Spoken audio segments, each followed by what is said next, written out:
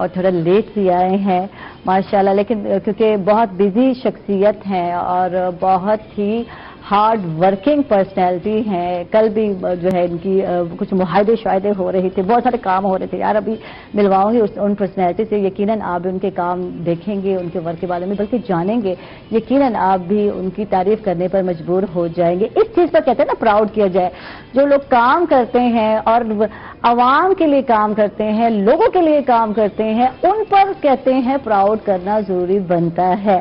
اور ایسے ہی ہمارا فخر ہمارے ساتھ ہیں سردار تنویر الیاس خان صاحب، جو کہ معاون ہیں خصوصی وزیر اعلیٰ پنجاب کے اور سابق صوبائی وزیر ہیں، چیئرمین ہیں پنجاب سرمایہ کاری بورڈ کے. ویلکم، خوش آمدید. کیسے ہیں آپ؟ بہت شکریہ. اچھا، یہ ہے لوگ ہمارا پراؤڈ. بہت شکریہ. ماشاءاللہ اتنے سارے کام، سیاست، پھر عوامی خدمت، پھر بزنس کے حوالے سے، یار کیسے کر لیتے ہیں آپ؟ ذرا یہ تو بتائیں مجھے. یہ اللہ تعالیٰ کی اسپیشل بلیسنگ میں کہوں گا کہ اللہ تعالیٰ نے اتنی ہمت اور توفیق دی ہے کہ یہ چیزیں ہم کر سکیں. اور میں یوں کہا کرتا ہوں کہ ہم میں سے ہر آدمی کے پاس گنجائش بھی ہوتی ہے، ٹائم کے اعتبار سے، ٹیلنٹ کے اعتبار سے. اس کو چاہیے کہ وہ اپنی جو اس کی ڈومین ہے اس میں کنٹریبیوٹ کرے. بالکل، نو ڈاؤٹ. وہ اس کی جو اپنی ڈومین جب بڑھتی ہوئی آپ کی قومی لیول پہ، ملکی لیول پہ جاتی ہے، اس میں بھی کرنا چاہیے. اور عام بھی ہر آدمی کی کوئی نہ کوئی ایک ڈومین بنی ہوتی ہے. اللہ تعالیٰ نے بنایا دنیا کا نظام ایسے. تو میں یہ سمجھتا ہوں کہ یہ ڈیپینڈ کرتا ہے کہ کوئی اس ٹائم کو ضائع کر لیتا ہے یا اس ٹائم کو یوٹیلائز کرتا ہے. جو لوگ یوٹیلائز کرتے ہیں اس سے نہ صرف آپ دیکھتے ہیں کہ کئی لوگوں کا بھلا ہوتا ہے، کئی ہزار، کئی لاکھوں لوگوں کا بھلا ہوتا ہے. تو حدیث قدسی کے الفاظ بھی، چونکہ جب میں آپ کے پروگرام میں انٹر ہو رہا تھا تو اس کا بھی پروگرام کا فارمیٹ بھی آج دی ان کی ساری، اور اللہ تعالیٰ نے کیا انسان کو دیا اور انسان کو کیا کرنا چاہیے. تو حدیث قدسی کے الفاظ ہے کہ خیر الناس من ینفع الناس، بے شک، کہ تم میں سے بہتر وہ ہے جو لوگوں کے لیے بہتر ہے. اس میں میرا یہ خیال ہے کہ اپنے لیے تو چلے دوسرے لوگ بھی کرتے ہوں گے، لیکن جب آپ اٹھ کے کسی کے لیے کرتے ہیں تو جو آپ کو روحانی سیٹسفیکشن ملتی ہے، جس سے آپ مطمئن ہوتے ہیں، اور وہ اللہ تعالیٰ کی ہم بھی اس کی قبولیت بہت زیادہ. بے شک، بے شک. میرا یہ خیال ہے کہ میں اس پہ مطمئن رہتا ہوں کہ اللہ تعالیٰ جب توفیق دیتا ہے، چونکہ اللہ تعالیٰ کی توفیق اور ہمت کے بغیر تو کچھ بھی ممکن نہیں. بالکل بالکل. لیکن اس کی توفیق اور ہمت کے بعد جب آپ کچھ کنٹریبیوٹ کرتے ہیں، اسی طرح ہزاروں لوگ ہیں جو یہ کرتے ہیں، تو میں یہ سمجھتا ہوں کہ اس سے آپ کو اندر جو ہے وہ سیٹسفائی ہوتا ہے، آپ مطمئن ہوتے ہیں. اچھا، ماشاءاللہ بہت سارے ورک کر رہے ہیں، بہت سارے عہدے ملے ہوئے ہیں، اس کے علاوہ بہت بڑے بزنس مین بھی ہیں. تو کبھی آیا کہ یار میں بہت یونیک کچھ کر رہا ہوں، یا نہیں کہ یار اللہ تعالیٰ نے دی ہوئی چیزیں ہیں، عطا کی. بات آج کر رہے تھے ہم اسٹیٹس کے بارے میں کہ کچھ چیزیں ہوتی ہیں اگر نہیں ملتی تو پھر ہم ہمبل ہو جاتے ہیں، سب کچھ ہو جاتا ہے، دبے ہوئے رہتے ہیں، نہیں یہ کہتے ہیں جھکے ہوئے رہتے ہیں جس کو کہتے ہیں. لیکن کچھ چیزیں ہوتی ہیں ملتی جاتی ہیں تو پتہ نہیں ہم لوگ کہتے نا بھول جاتے ہیں کہ یہ ساری عطا اللہ تعالیٰ کی ہے. تو کیا کہیں گے اپنے پورے زندگی کے ایکسپیرینس جو آپ نے کیے، کچھ شیئر کریں ہم سے آپ. دیکھیے، اس کو جو عاجزی ہے یا ہمبلنس ہے، یہ بالکل آپ نے ٹھیک کہا. آپ یہ دیکھیں گے کہ کوئی زوراور ہوتا ہے، جب طاقتور ہوتا ہے، اس کو جب اپنے سے بڑے طاقتور سے سابقہ پڑتا ہے تو وہ بھی وہاں پہ ہمبل ہو جاتا ہے. بالکل. لیکن جب وہ کمزور کو یا اپنے سے ویک آدمی کو دیکھے گا، اس کو بھی شدید غصہ آئے گا. ایک وہ آپ کی جو سادگی اور عاجزی ہے کہ ہم دنیا کو دکھانے کے لیے کرتے ہیں، اگر سپوز کریں تو اس میں یہ ہمیں ضرور یہ مطلب مد نظر رکھنا چاہیے کہ اس میں کوئی مکاری کا پہلو نہ ہو. یہ چونکہ اللہ تعالیٰ کے قابل قبول نہیں ہے، یعنی ہم دکھاوے کی اگر کوئی ایسی حرکت کریں. اور واقعہ بھی بیان کیا جاتا ہے کہ سیدنا حضرت عمر کے دور میں ان کو ایک آدمی ایسا چلتا ہوا نظر آیا کہ جو بہت جھکا ہوا تھا اور جو مطلب لگ رہا تھا کہ اس کو شاید کوئی پرابلم ہے. انہوں نے جب اس کو بلایا اور اس سے پوچھا کہ آپ اتنے جھکے ہوئے کیوں چلتے ہیں، تو انہوں نے کہا جی میں عاجزی کر رہا ہوں. زبردست. اس پہ آپ رضی اللہ تعالیٰ انہوں نے یہ کہا کہ یہ عاجزی نہیں ہے، عاجزی آپ کے اندر ہونی چاہیے. یہ جھک کر یہ اس طرح آپ لوگوں کو اگر دیکھو تو یہ ڈیپینڈ کرتا ہے کہ اللہ تعالیٰ نے کس کی باڈی کی ساخت کیا بنائی ہے، کس طرح کا ہے. لیکن یہ جو بنیادی طور پہ زمین کے اوپر اترانا، غرور کرنا یا گمنڈ کرنا، یہ اللہ تعالیٰ کو کسی صورت قابل قبول نہیں ہے، اور انسان کو زیب بھی نہیں دیتا، چونکہ انسان کی حیثیت کچھ بھی نہیں ہے. اس کو اپنی کم مائیگی کا ہمیشہ احساس رکھنا چاہیے اور اس چیز کو ریئلائز کرنا چاہیے کہ وہ اس دنیا کے اوپر کہتے ہیں کہ جب انسان اتراتا ہے، غرور کرتا ہے، گمنڈ کرتا ہے، اس پہ کہتے ہیں کہ اللہ تعالیٰ کے یہاں سے یہ عرش سے آواز آتی ہے کہ کیا تو اس زمین کو پھاڑ دے گا یا تو اس زمین کا کچھ بگاڑ سکتا ہے. تو جب وہ اس زمین کا کچھ بگاڑ نہیں سکتا، کچھ کر نہیں سکتا، تو میرا خیال ہے اس کو گھمنڈ کرنے کا بھی کوئی اختیار نہیں. ٹھیک ہے، واہ زبردست، باتیں بھی خوبصورت ہیں اور کام بھی ماشاءاللہ ان کے خوبصورت ہیں. چیمبر آف کامرس کے ساتھ کل معاہدہ کیا، کیا معاہدہ تھا، کیا کچھ اس حوالے سے ہمیں بھی بتائیے. ہم نے کوئی 1.5 سال پہلے یہاں سے ہمارے بورڈ ممبر ہیں پنجاب بورڈ آف انویسٹمنٹ کے اندر شیخ احسن رشید، انہوں نے ایک ہم سے مطالبہ کیا تھا کہ ہم پنجاب بورڈ کی برانچ اور ہیلپ ڈیسک قائم کریں ملتان میں. اس وقت کے جو ملتان چیمبر کے پریزیڈنٹ تھے اور پھر یہاں سے ہمارے کولیگ ہیں جلال الدین رومی صاحب، وہ بھی بڑے نون بزنس مین ہیں، انہوں نے اس آئیڈیا کو سیکنڈ کیا تھا، تو میں نے اس کی اپروول دے دی تھی. ٹھیک ہے. تو بیچ میں یہ ہوا کہ جب کورونا کی وجہ سے یہ چونکہ ایس او پیز اور اس وجہ سے یہ چونکہ پینڈنگ چلا آ رہا تھا، تو جس طرح گورنمنٹ آف پنجاب نے ساؤتھ کے اندر سیکریٹریٹ قائم کیا ہے، اور اس سیکریٹریٹ کے بعد آپ دیکھ رہے ہیں کہ یہاں پہ ہماری 7 کے قریب منسٹریز اور 12 کے قریب جو ہیں وہ ڈپارٹمنٹس قائم ہو چکے ہیں. اسی طرح کچھ منسٹریز کے آفیسز ہم نے باولپور میں کھولے ہیں. تو میں یہ سمجھتا ہوں کہ یہ پنجاب بورڈ کی جو ہم نے ہیلپ ڈیسک ہم نے قائم کیا ہے ملتان چیمبر میں، یہ انشاءاللہ آگے آنے والے دنوں میں یہ مطلب آپ یہ کہہ لیں کہ 50% یا فل فلیج آفس بھی بن سکتا ہے، جس طرح باقی ہم سیکریٹریٹ قائم کر رہے ہیں. تو یہ انشاءاللہ اس کی طرف ایک سنگ میل ہے، اس کی ایک بنیاد ہے. اور ہم یہ چاہ رہے ہیں کہ ساؤتھ پنجاب ہمیں ایک وائبرنٹ ساؤتھ پنجاب نظر آئے، ترقی کرتا ہوا ساؤتھ پنجاب نظر آئے. اور میں آج سے یہ آپ کو جو میرے الفاظ انشاءاللہ یہاں ریکارڈڈ رہیں گے کہ 8-10 سالوں میں آپ کو ساؤتھ پنجاب بدلا ہوا پنجاب نظر آئے گا. انشاءاللہ پنجاب کے کسی بھی دوسرے ترقی یافتہ ایریے کے برابر ساؤتھ پنجاب ہوگا.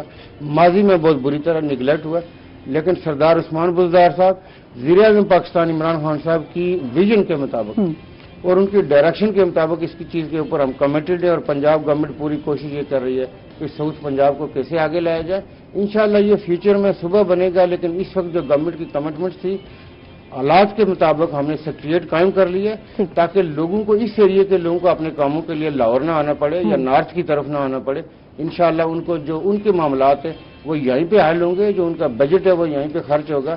اور ماضی میں آپ نے دیکھا کہ بجٹ بھی ہم مکمل خرچ نہیں کر پاتے تھے. اگر ایلوکیشن آف فنڈز ہوتی تھی تو انشاءاللہ ہماری یہ کوشش ہے کہ پنجاب میں جو اسپیشلی ساؤتھ پنجاب کی کنٹریبیوشن ہماری بہت زیادہ ہے. اسپیشلی ایگریکلچر کے اندر ساؤتھ پنجاب کی جو کنٹریبیوشن ہے وہ 75% کے قریب ہے. ہم یہ سمجھتے ہیں کہ یہاں پہ انڈسٹری اسٹیبلش کی جائے، کیونکہ جتنی آپ کی ایگری پروڈیوس ہے، جب تک کہ آپ کی انڈسٹری نہیں ہوگی، آپ کے پراپر ایکسپورٹ زون نہیں بنیں گے، اسپیشل فیسیلیٹیشن ڈیسک نہیں بنیں گے، تو اس کی وہ ریوارڈ اور وہ پرائز اور وہ ویلیو ہم نہیں لے سکتے. تو ہماری کوشش یہ ہوگی کہ ہم وہ کر سکیں. ٹھیک ہے. اچھا، بات کرتے ہیں بزنس مین کے حوالے سے اور بزنس کے حوالے سے، اور جو کووڈ کی وجہ سے لوگوں کے بزنس تباہ ہوئے، اور اب جو ہے وہ جو رونا ہے، جو سب روتے ہیں، میں کہتی ہوں عوام ہے، میں ہوں، کہ بجلی کے جو بل ہیں اس میں اضافہ ہو گیا، بجلی کے بلوں میں اضافہ ہو گیا، اس کے علاوہ پیٹرول کی قیمتوں میں اضافہ ہو گیا. تو اس سے بزنس بھی تو افیکٹ ہوئے نا، لازمی بات ہے. اس حوالے سے کیا کہیں گے آپ؟ دیکھیے، جو میں اکثر یہ گزارش کرتا رہتا ہوں کہ کورونا نے ساری دنیا کی معیشتوں کو ہٹ کیا، اور ہماری معیشت بھی کوئی مضبوط معیشت نہیں تھی، اور اس کو بھی کوئی ایکسیپشن نہیں تھی کہ وہ اثر انداز اس پہ نہ ہوتا. ہمیں بھی اس کے بہت اثرات پڑے، لیکن الحمدللہ جو پرائم منسٹر پاکستان کے جو وائز ڈیسیجن تھے، دیکھیں بڑا مشکل ہوتا ہے، کیونکہ بہت پریشر تھا، اپوزیشن کی تنقید بھی تھی کہ جی یہ کمپلیٹ لاک ڈاؤن نہیں کرتے. اور آپ نے دیکھا کہ ہندوستان کے اندر جب کمپلیٹ لاک ڈاؤن کیا گیا اور آل آف سڈن کیا گیا، اس کے نتیجہ میں کیا ہوا کہ لوگوں کو کئی ہزار میل پیدل طے کرنے پڑے، اور ان کے لیے وسائل، لاجسٹک، جو ڈے ٹو ڈے لائف کی بیسک نیسیسٹیز اور ضروریات تھی وہ نہیں مل پا رہی تھی. ایک تو ہم نے یہاں پہ کمپلیٹ لاک ڈاؤن نہیں کیا. آپ نے دیکھا کہ جو سوشل گیدرنگ کے ایریاز تھے، ویڈنگز تھی، اسکول، کالجز، یونیورسٹی یا اور کوئی ایسی جگہ جہاں پہ کوئی سوشل ایونٹ ہو سکتا ہے، تو ہم نے ان کو لاک ڈاؤن کیا. ٹھیک ہے. اور یہ لاک ڈاؤن بڑے شارٹ پیریڈ کے لیے ہوا. اس کے بعد آپ نے دیکھا کہ ہم نے کنسٹرکشن انڈسٹری کو کھولا، سیمنٹ انڈسٹری کو کھولا، اسٹیل انڈسٹری کو کھولا. نہ صرف کھولا بلکہ گورنمنٹ نے ان کے لیے بڑا اسپیشل جو پاکستان کی ہسٹری میں کنسٹرکشن کو صنعت کا درجہ بھی دیا، اور ایک بڑا ٹریمینڈس پیکج لے کے آیا. بزنس مین کے ایک ہے جو لوگ کہتے ہیں کہ اس وقت کہا تھا کہ بجلی کے بل جو ہے 3 مہینے کا ریلیف دیا جائے گا، پھر اکٹھے بل بھیج دیے گئے، تو یہ بھی تو مشکل تھا، بزنس چلے نہیں اور پھر اچانک 3 مہینوں کے جو ہے اکٹھے بل بھیج دیے گئے. اس میں یہ تھا کہ دیکھیں، ایک تو بجلی کے بلوں کے حوالے سے آپ کے پہلے والے سوال سے ریلیٹڈ دیکھیں، اس کورونا کے بعد گورنمنٹ نے جو یوٹیلیٹیز بل ہیں इंडस्ट्री से रिलेटेड उनको 50% कर लिया। ठीक।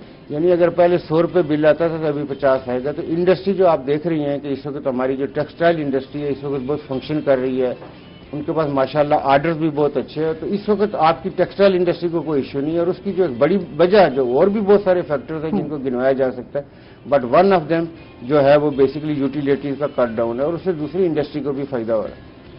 जो आम आदमी को जो बिलों के हवाले से गवर्नमेंट ने ये कहा कि जी आपके 3 महीने के बिल और वो इकट्ठे आ गए, उसकी वजह ये है कि ये बेसिकली बिलिंग जनरेट होती है सॉफ्टवेयर बेस। ठीक है। उस सॉफ्टवेयर बेस की वजह से वो बिल इकट्ठे आ गए। लेकिन आपने देखा कि हमारे जो फेडरल फाइनेंस एडवाइजर हैं हफीज शेख साहब, उन्होंने फौरी तौर पर यह कहा कि आपके अगर बिल आ गए तो आप उनको चेंज करा लें। ठीक। हम इस पोजीशन में थे कि हम उसको चेंज करा लें, तो लोगों को हमने रिलीफ दिया कि वो चेंज हो जाए और वो लोगों को चेंज करके दिए गए बिल। ठीक है, इससे मजीद बात करते हैं। नाज़रीन, हम लोग जा रहे हैं एक छोटे से वक्फे पर, कहीं मत जाइएगा, हमारे साथ रहिए। सरदार साहब आपसे बात करते हैं, आप भी हमारा फख्र है यकीनन। ये बताएं कि हेल्प डेस्क का इफ्तिताह किया है चैम्बर ऑफ कॉमर्स ने, तो उसका क्या फायदा होने जा रहा है, कुछ बताएं क्या फायदा होगा दूसरों को। देखिए, वो फैसिलिटेशन या इंफॉर्मेशन पंजाब बोर्ड के अंदर एक हमारा डायरेक्टरेट है जिसको हम फैसिलिटेशन डायरेक्टरेट कहते हैं। उसके अगरचे डायरेक्टर वहाँ पे बैठते हैं, तो ये फैसिलिटेशन डेस्क में जो कि यहाँ पे हमारा ऑफिसर मौजूद होगा, बैठा होगा और चैम्बर के अंदर होगा। ठीक है। और हमारे यहाँ पे साउथ के अंदर 8 मेंस चैम्बर हैं, यानी 8 शहरों के अंदर चैम्बर है मर्दों के, और इसी तरह 3 वुमेन्स के चैम्बर। हम ये समझते हैं, मैंने कल भी अपने प्रोग्राम में कहा था, पहले भी एक दफा, कि हमारी कोशिश ये है कि हम साउथ के अंदर खवातीन के लिए भी एक स्पेशल इकोनॉमिक जोन एस्टेब्लिश करें। और वो न सिर्फ यहाँ पे पाकिस्तान में है, लेकिन इस हमारे पूरे रीजन के अंदर एक बड़ी, मैं समझता हूँ कि पाकिस्तान के लिए किया होगा कि हमने खवातीन के लिए स्पेशल इकोनॉमिक जोन एस्टेब्लिश किया। इस हेल्प डेस्क के नतीजे में जिन चीज़ों के लिए लोगों को लाहौर आना पड़ता था या वो हमारे पास आते थे, तो उनको वहाँ आने की जरूरत नहीं। कोशिश ये है कि यही जो डेस्क है हमारा, उनकी फैसिलिटेशन कर सके, एनेबल करे कि उन लोगों की हेल्प हम करें। तो इंशाअल्लाह ये हम ये समझते कि जिस चीज़ के लिए लोग लाहौर के चक्कर लगाते थे, उनके काम यहीं पे होंगे। और इसके क्वांटम ऑफ वर्क को देखते हुए हम इसको इनहांस करते जाएंगे, इंशाल्लाह आगे बढ़ेंगे। ठीक है। अच्छा, बिजनेस कम्युनिटी की परेशानियां यकीनन बढ़ गई हैं, उसके लिए क्या वर्कआउट किया जा रहा है, कुछ इस हवाले से बताइए। देखिए, कॉटेज इंडस्ट्री के हवाले से हमने रिसेंटली चीफ मिनिस्टर पंजाब सरदार उस्मान बुज़दार साहब ने 1 लाख से लेके 1 करोड़ तक उन्होंने कर्जे के लिए दिया कि ये कॉटेज इंडस्ट्री हमारी जो है वो आगे बढ़े।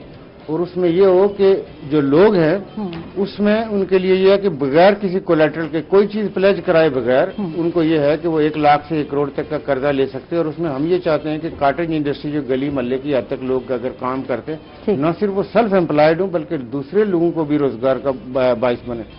और इसी तरह आपने देखा कि चूंकि कोरोना से बहुत सारे बैड इम्पैक्ट आए हैं इकॉनमी के ऊपर, तो हम उनसे अपने लोगों को निकालने के लिए मुख्तलिफ पैकेजेस, मुख्तलिफ कोशिशें और मुख्तलिफ स्कीमें लेके आ रहे हैं ताकि लोग फैसिलिटेट हो सके और ये इस कारोबार का पहिया चलता रहे। ठीक है, जबरदस्त। वाजिद क्या कहोगे? वेलकम बैक नाज़रीन, खुश आमदीद कहेंगे आप एक मतलब फिर सरदार तनवीर इलियास खान साहब के साहबजादे जूनियर सरदार उस्मान हमारे साथ हैं, इनको वेलकम कहेंगे, खुश आमदीद कहेंगे। कैसे हैं आप? ठीक ठाक है? नहीं, हंसना नहीं मेरी जान, बात करनी है हमारे साथ। कैसे हैं आप? ठीक ठाक है? बिल्कुल ठीक है। आजकल पढ़ाई हो रही है, नहीं हो रही? सुकून कर रहे हो, क्या कर रहे हो? आजकल स्कूल जा रहा हूं। ऑनलाइन नहीं हो रही, जा रहे हो आप लोग? जी। अच्छा, ठीक है। तो क्या मसरूफियात हैं ये बताओ, आजकल क्या हो रहा है? स्टडी जी। वाह जी वाह। अच्छा, तो ये बताओ जरा, करते हैं ना गपशप, सरदार साहब यानी अब्बा हजूर जो है कैसे हैं? वैसे लग तो बहुत डिसेंट तो हैं ही है, वो तो है, दूसरों के लिए तो रोब होता है, अपनी औलाद के लिए हम जानना चाहेंगे। और कितने गुस्से के तेज है, जरा ये बताया। बच्चा बोल नहीं रहा यार, बताना बड़ा मुश्किल काम है, औखा काम है। उस्मान? बहुत गुस्से के हैं। बहुत गुस्से के। जब गुस्सा आता है तो कभी पिटाई भी की अब्बा ने तुम्हारी? कोई थप्पड़ छप्पड़ जड़ दिया हो गुस्से में आके? काफी खाइए? काफी पहले, लेकिन आजकल नहीं। मार खाइए। अच्छा, वाकई सरदार साहब गुस्सा आता है? कितने बच्चे हैं माशाल्लाह आपके? मेरे 5 हैं, 3 बेटे हैं, 2 बेटियां। ठीक है। तो बेटों को संभालना औखा काम है? नहीं, कोई ऐसा नहीं। उस्मान कंपैरेटिवली थोड़ा सा जो दूसरे 2 हैं उनसे थोड़ा ज्यादा शरारती है। اچھا شرارتی ہے یہ ویسے اس کا نمبر یہ لاک نہیں تھا. اس سے بڑی اس کی ایک بہن ہے اور 2 بھائی ہے، یہ چوتھے نمبر پہ، اور ایک اس سے چھوٹی بہن ہے اس کی. اچھا ماشاءاللہ. تو اس کو مطلب عمر اس سے بڑی بھی بہن ہے اس کی اور اس سے چھوٹی بھی بہن ہے، تو وہ تھوڑا سا وہ بعض اوقات وہ جس طرح بہن بھائیوں کا ہوتا ہے تو ہماری عثمان کے ساتھ اس حساب میں اٹیچمنٹ بھی زیادہ ہے. تو یہ تھوڑا شرارتی ہے دوسرے بہن بھائیوں سے، بٹ وہ غصہ دار ہے بچوں کی کسی ایسی چیز پہ کہ جس کو اپنے آپ پہ کرتے ہیں عثمان زیادہ تر. ضد ہے اس چیز پہ جو اس کو جو چیز اچھی لگے اس کی اس کی ضد ہوتی ہے کہ میری بات اور فوراً پوری کر دیتے ہیں، یا آپ نہیں کرتے؟ آپ نہیں، جو ہمیں ٹھیک لگ رہا ہو کہ اس کے لیے ٹھیک ہے وہ تو پوری کرتے ہیں. بہت دفعہ ہم اس کو آگے ریزسٹ کرتے ہیں، نہیں بھی سنتے بات. ریزسٹ کرنے پہ کیا کرتے عثمان؟ کیا کرتے ہو ضد پوری نہ ہو تو؟ ہے رولا ڈالنا ہے، شور شرابہ ڈالنا ہے، گھر سے بھاگنا ہے، یا کھانا نہیں کھانا؟ کیا کرنا ہے یار؟ بھوک ہڑتال ہوتی ہے، کیا ہوتا ہے؟ جب میں غصے کا کم ہوں تو غصہ بہت جلدی آ جاتا ہے. غصے کے کم ہے یا تیز ہے؟ سچی سے بتائے. غصہ بہت آتا ہے جی. تو پھر کیا کرتے ہیں؟ لڑائیاں؟ یہ چیزیں اٹھا کے پھینک دی تھا؟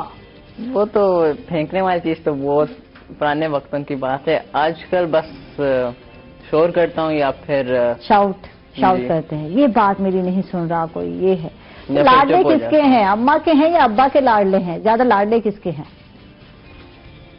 اللہ نے یار بچہ کبھی ابے نے دیکھ رہے کبھی یار بتا دو یار. کچھ نہیں کہتے ابو. بات بتاؤ. ہاں ابو کا لاڈلے ہیں. پھر کٹ بھی ابو سے کھاتے ہیں. وہ تو کھائی تھی کسی زمانے میں، لیکن وہ پھر اماں کی طرف جانا پڑتا ہے نا. اپنی ہر بات کس سے ڈسکس کرتے ہیں؟ کہتے ہیں راز و نیاز کس سے کرتے ہیں؟ اماں سے کرتے ہیں یا ابا سے کرتے ہیں؟ وہ تو اپنے بڑے بھائی سے کرتے ہیں. بڑے بھائی سے کرتے ہیں. زیادہ اٹیچمنٹ بھائی کے ساتھ ہے، اور بھائیوں کی بہت بنتی ہے، بہنوں کے ساتھ نہیں بنتی. کچھ خاص نہیں ہے نا، خاص نہیں. تو کام تو بہنوں سے کرائے جاتے ہیں. کوئی کام ہو کوئی تو جا میرے لیے یہ لے کر آ جا. تو ایسا ہوتا ہے یا نہیں ہوتا؟ یا بہنیں بھی کہتی جل جل اپنا کام خود کرو؟ کس طرح سے ہوتا ہے؟ بس بانڈنگ ہے بیچ میں. ہاں سب کی. ٹھیک ہے. تو زیادہ بانڈنگ بھائی کے ساتھ ہے یا بہنوں کے ساتھ؟ بھائی کے ساتھ ہے. بہنوں کے ساتھ نہیں اچھی لگتی بہنیں؟ اتنی پیاری تو ہوتی ہیں، اتنا خیال رکھتی ہیں بھائیوں کا. تھوڑی بہت ہے بانڈنگ لیکن اب اتنی بھی کلوز نہیں. ٹھیک ہے، گڈ، زبردست. اچھا یہ ہوتا ہے جب بہت سارے بہن بھائی ہوں تو کسی کے ساتھ زیادہ بنتی ہے، کوئی زیادہ انڈرسٹینڈ کر رہا ہوتا ہے اور کچھ جو ہے انڈرسٹینڈ نہیں کر رہا. اچھا سردار صاحب زیادہ لاڈلا کون ہے؟ اس کی انٹرسٹنگ یہ ہے کہ اس کی اینک اس کو یہ تقریباً 2.5 ایئر کا تھا جب سے اینک اس کو لگائی ہے. اس کو ہاں اس کو جب بھی کسی کی کوئی بات پسند نہ آئی یا کسی سے ناراض ہوئی اپنی اینک توڑتا تھا. یہ بچپن سے ایسا کر رہا تھا؟ یہ ہمیں تقریباً 1 مہینے میں بعض اوقات درجنوں اینکیں، مطلب ایک دن کی 3 اینکیں بھی اس نے توڑی. جب کوئی اس کی بات نہ سنے تو یہ اپنی اینک، ہم کہتے تھے کہ کسی نے تم اپنا نقصان کر رہے ہو لیکن یہ اپنی اینک توڑ دیتے. اچھا یہ بچپن سے یہی کر رہا ہے، یعنی کہ 2 سال کا تھا تب 2.5 ایئر کا تھا. اچھا تب لگی. ویسے ڈاکٹر نے تو اس کو ریکمینڈ کیا تھا کہ یہ پہلے لگائے لیکن وہ بچے لگاتے نہیں ہیں تو پھر 2.5 سے سٹارٹ کراتے ہیں. ٹھیک. تو آپ کا لاڈلا کون سا بچہ ہے سردار صاحب یہ بتایا؟ یہ فیصلہ دل کے قریب ہو. بچے سارے ایک جیسے ہوتے ہیں، فیصلہ کرنا مشکل ہے. بعض بچوں میں عقادت ہوتی ہے کہ وہ ضد سے آپ سے بات وہ نہیں عثمان ہنس رہا ہے. عثمان بھی ضد سے اپنی بات منوا لیتی ہیں، عثمان بھی اپنی ضد سے بات منوا لیتے ہیں. جو بڑے 2 بیٹے وہ اتنی ضد نہیں کرتے. ٹھیک ہے. عثمان آپ کو فیل ہوا کہ جو ہے 2 جو بڑے بھائی ہیں وہ زیادہ قریب ہے ابا کے، ہے نا؟ لگتا ہے نا؟ نہیں میں بس یہی سوچا کہ شاید بابا اصل جواب دے دیں کون ہے زیادہ کلوز. تو ابا نے نہیں دیا تھا، ہے نا؟ کون ہے کلوز بتائے. اب سچی سے باتیں عثمان ٹی وی کے تھرو جاننا چاہ رہا تھا کہ شاید آج جواب آ جائے. ہاں تو کون ہے ویسے زیادہ کلوز؟ بچے سارے ایک جیسے ہوتے ہیں. پیرنٹس کے لیے نہیں تو بچوں کو جو فیل ہوتا ہے نا وہ الگ ہوتا ہے. میرے اپنے جو فیلنگز ہوتے تھے نا وہ آج بھی وہی ہیں. مجھے لگتا ہے کہ میں اتنی زیادہ کلوز نہیں ہوں. اماں کے باجی زیادہ کلوز ہے. تو عثمان تمہیں کیا لگا کون یہ فیل کر رہے ہوتے ہے نا؟ وہ جو ہماری سب سے چھوٹی بیٹی ہے نا، ہاں تو وہ ہمارے فونوں کے اوپر اس نے میرے اور وائف کے فونوں کے اوپر جو ہے نا وہ خود نام اس نے جو ہے نا اس کی ڈائریکٹری میں وہ کر کے نا اس نے لکھا ہوا فیوریٹ چائلڈ. وہ بعض اوقات ان کو باقیوں کو تنگ بھی کرتی ہے کہ میں پیرنٹس کی فیوریٹ ہوں. ہاں تو بچے ایک دوسرے کے ساتھ کر رہے ہوتے ہیں لیکن پیرنٹس کے لیے مرحلے ایک جیسے ہی ہوتے ہیں. مشکل ہوتا ہے کہ یہ کیا ہے. ٹھیک ہے. لیکن عثمان اور جو بیٹی ہیں دونوں وہ ضد کر کے اپنی بات، جو بڑے دونوں بیٹے ہیں وہ اتنی ضد نہیں کرتے. ٹھیک ہے. عثمان کیا بننے کا سوچا ہے؟ کیا بننا ہے؟ بزنس مین بننا ہے؟ کیا بننا ہے؟ کیا سوچا ہے کیا بننا ہے؟ سوچ رہا ہوں یا تو بزنس میں چلا جاؤں. ٹھیک ہے. بابا کی طرح. ہاں. یا پھر آرمی میں چلا جاؤں. ٹھیک. اچھا یہ آرمی میں جانے کا خیال کیوں آیا؟ بچپن میں تھا نہیں چھوٹے ہوتے تب سوچ رہے ہوتے ہیں جہاز اڑاؤں گا یا یہ کروں گا وہ کروں گا آرمی میں جاؤں گا، تو کیا سوچا، کس طرح آیا ذہن میں؟ یہ ماما چاہتی تھی تو اس لیے. ٹھیک ہے، تو ویسے اینڈ میں جا کر بزنس میں جانا یہ مجھے پتا ہے، یہ زیادہ ہنس رہا ہے، ایسے ہی ہوتا ہے نا کہ بچوں کے رجحان آپ کے گھر والوں کو دیکھ کر ہی آتے ہیں، جب ابا بزنس میں ہو، ہاں انسپریشن ہوتی ہے. ٹھیک ہے، تو آپ کیا چاہتے ہیں، آپ کی کیا ان کو کیریئر کے حوالے سے میں یہ سمجھتا ہوں کہ کوئی ہم نے ان کے اوپر امپوز نہیں کر رہے، تو ہم نے ان کے لیے رکھا ہوا ہے کہ جی آپ جو بہتر سمجھیں آپ وہ کیریئر کا جو ایریا چوز کریں. ٹھیک ہے، تو ضد کس بات پہ ہوتی ہے؟ ضدی تو آپ ہیں، بتائیں کس بات، آج بات بھی ہم اگلوا کے رہیں گے، فکر نہ کرو. کس بات پہ ضد زیادہ کرتے ہو آپ؟ تنگ کس بات پہ زیادہ کرتے ہو؟ باہر جانے پر اکثر لوگ ہوتے ہیں میں دوستوں میں جا رہا ہوں اور نہیں جانے دینا، ایک ٹائم لمٹ ہے، نہیں تو میں جاؤں گا، کس بات پہ ضد ہوتی ہے زیادہ تر؟ گاڑی چلانے پہ. شاباش، یہ تو بہت جو ہے، میں نے آج تک وارث کو کار نہیں دی، گرچہ جو ہے ماشاءاللہ اب آپ کو پتا ہوگا 19 سے اوپر ہو گیا، لیکن میں نے اس کو گاڑی نہیں دی، تو میں تو ڈرتی ہوں. تو آپ کیوں نہیں دیتے؟ ابھی چھوٹا ہے اسی لیے. بالکل، یہ ابھی چونکہ اس کی ایج کم ہے اور ہم اس کو، میں یہ کرتا ہوں اس کو کہ جب میں خود اس کے ساتھ بیٹھا ہوں پھر میں اس کو اپارچونیٹی دیتا ہوں کہ ٹھیک ہے چلاؤ، تاکہ جو اس کا شوق ہے وہ پورا ہو جائے لیکن میری پریزنس میں پورا ہو. لیکن میں اس چیز کو ڈسکریج کرتا ہوں کہ ہم میں سے جو مطلب پیرنٹس میں سے کوئی اس کے ساتھ نہ بیٹھا ہو تو یہ ڈرائیو کرے.